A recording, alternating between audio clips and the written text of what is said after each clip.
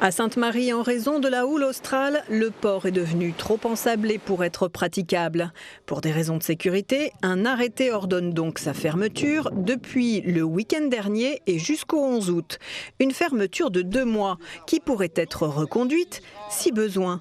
La décision ne ravit ni les pêcheurs ni les plaisanciers, mais elle finit par être acceptée avec tout de même quelques réserves. Ils prennent cette fermeture bien et mal dans le même temps.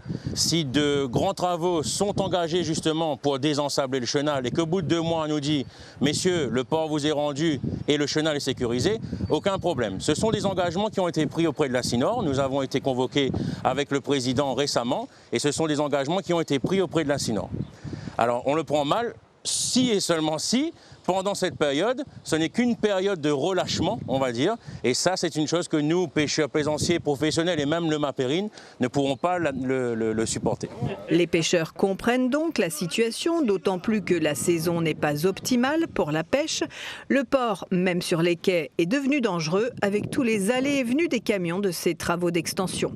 Nous avons aussi décidé d'engager les pourparlers avec les pêcheurs professionnels pour pouvoir régler le problème d'indemnisation de ces pêcheurs professionnels, bien évidemment dans un cadre totalement réglementaire, puisque c'est une cessation d'activité due à la fermeture du port pour des raisons de sécurité. Vous voyez, aujourd'hui, c'est ce qui est important pour nous, c'est d'abord la sécurité des marins et aussi des usagers.